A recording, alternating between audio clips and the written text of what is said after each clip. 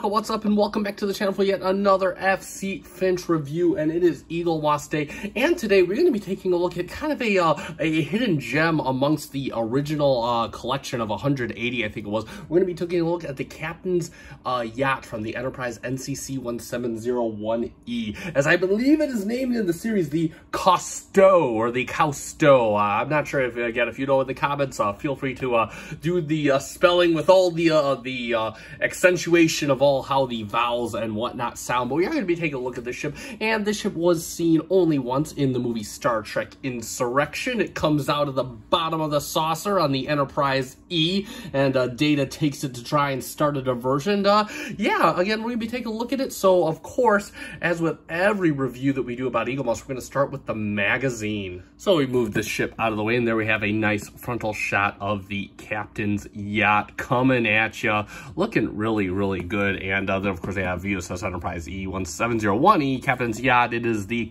Cousteau. I may not be pronounced that correctly. 2372 launched, 33.353 meters. It's a wee one, and it is warp capable. Of course, it has nacelles. And then, of course, you have our table of contents, our usual stand instructions, and then a nice frontal orthographic view of the Cousteau. And then, of course, USS Enterprise NCC 1701E is what it's attached to. It's an auxiliary craft. We got all this information previously. Warp powered with phaser banks and torpedo launchers and tachyon pulses. I mean, that's kind of crazy if you know, like, most yachts don't have torpedoes.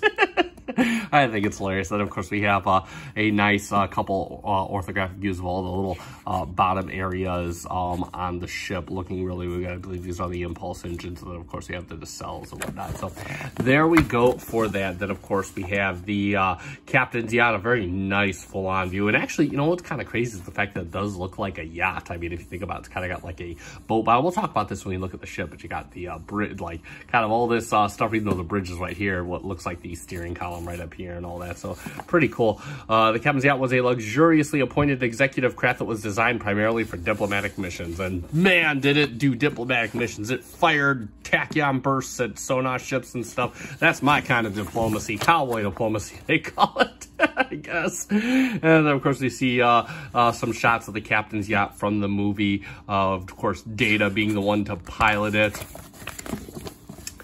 And then, of course, we have the orthographic views of the Captain's Yacht. Again, I absolutely love these, and you can just see, you know, the side view, the back view, all that good stuff. And then, of course, we have it attacking the Sona command ship. And then, of course, we have some sketches of the yacht attached to the base of the saucer. We have some sketches right here of what the yacht could look like. Just some typical Starship design stuff. Then, of course, we have a bunch of other Starship designs right here. This is, of course, the Admiral ship. And then we have another shuttlecraft here. And then, of course, the Hollow ship from Instruction. Lots of interesting ship designs that have come out of the Next Generation films. I'm a real big fan of it. And then we have a bunch of concept art for the film. We have, of course, the flesh stretching for the sonar or whatnot. So that looks pretty interesting. I've enjoyed these little I'm going to miss these little flesh stretching sections of ours, my dear. And then, of course, we have some sonar weaponry and whatnot, all that good stuff. And we have the rifle right here. Pretty interesting stuff. Excuse me. And then, of course, a final ending, and lastly, it ends with a nice top orthographic view of the Cousteau. And, of course, we do our stand instructions as typical, and this is going to be a typical stand, and, of course, we just plug the base in there, and this holds up pretty firm. I actually had to give it some oomph to get it out, and you just slide the ship in with the pylons right between the wings right here, and there you go, and it's kind of got an upward motion like it's going to outer space. So let's take a look at the Cousteau, and I've pronounced that like 5 different ways over the course of this review, so I do apologize. I'm just not trying to pronounce it. We will call it the Enterprise E Captain's Yacht. And real quick, so I do want to point something out. So mine, unfortunately, does have a nacelle misalignment. You can see this nacelle is kind of going up towards the back. Again, I forgot how not noticeable it was. I actually am making it out to be a bigger deal than it is. When I pulled this off the shelf, I'm like, oh, wow, I didn't even notice it. But yeah, you can see it's definitely kind of going back and whatnot. But nevertheless, I will say this is a stout model. It actually feels pretty pretty substantial. It might be a little bit of die cast in here. And the pylons are just super sturdy. So spoiler alert, I did drop this thing when I was getting it off my shelf, and it's still in one piece. Nothing moved, nothing's broke. So this thing's a pretty stout piece. So buy with confidence. And speaking of buying, this is sold out on Master Replicas. So that's kind of why I'm doing this. It looks like it's a hot chip. I didn't expect it to be hot, but it's really neat. And there's just a lot of detail here. We'll start off with the nacelles, and we got some nice transparent plastic. I love how they kind of follow this design. You can see we got some light beige Aztecing along the nacelle. I got some panelage up here. Really nice look. I mean, I love how they did the nacelles. So of course, on the bottom, nice big noticeable text, NCC 1701E Federation pennant. And then on the pylons, we have this nice, it's done in a gray, it's grilled area. And then we got some molded detail on the back. And you can see, like, you know, the kind of boat hull design that we have here. We got a little computer core done in a nice light blue, almost an aqua color. And then, of course, we have all these panelings right here done in light grays, beiges, and whatnot. Really nice Aztecing design. I love all the panels, just really nicely detailed and appointed. And then, of course, we have on the side NCC 1701E USS Enterprise. Nice noticeable text. Got the Federation pennant front and center up front.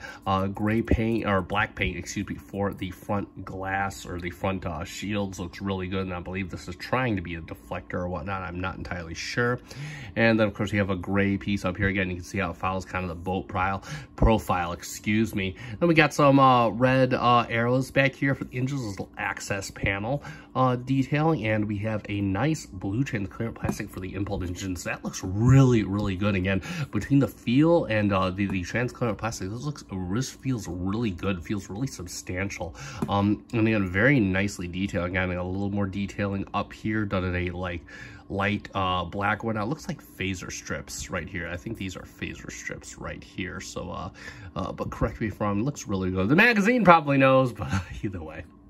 But yeah, overall, a really, really good looking model. I definitely love it. It looks really good. And for a quick comparison, we'll do it next to the only comparison that matters. There it is with the its mothership, the Enterprise E, and you can see definitely not to scale. The captain's yacht is like right around here on the saucer.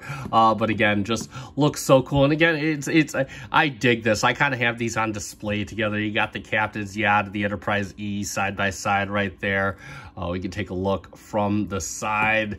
The captain's yacht trying to dock. Actually, it kind of looks like it would fit inside the entire saucer on this one. But yeah, just again, real quick comparison for you, just to kind of get a size difference. And obviously, you know, not scale. Scale's not Eaglemoss's thing, but still a really, really nice model that fits in well with the Enterprise E, especially the XL. So let's summarize. And there we have it for the Eaglemoss Official Starships Collection Enterprise E Captain's Yacht, the Cousteau, or that's like the 6th time I've tried to pronounce that. But nevertheless, a fun little model. One of the obscure ones in the collection. Again, the ship was only really seen once in the movie Insurrection. But I will say that, again, it has a really nice weight. I love the use of the transparent plastic. Really nice use of colors. Nice paneling. Again, there's lots of there's lots of extruded areas that come up. Real feast for the fingers and whatnot, as I usually like to say. Lots of nice venting and details. So a small but mighty addition to the collection, and this will definitely look great if you've got the XL Enterprise E, which I believe is on sale right now at Master Replicas. Then this will definitely fit in very nicely with that ship, despite all the scaling difference. And that being said, that is going to conclude this review. So if you want one of your own, you could check out Master Replicas or realmerch.com. I'll put links in the description down below. If you found this review fun and informative, consider hitting that like button. Also consider subscribing to the channel. I do Eaglemoss ships anywhere from 1 to 3 times a week, and hopefully it'll start ramping up with the coming of the winter months here in the North Midwestern USA. And that being said, I have been SC Finch. Thank you so much for watching. Live long and prosper.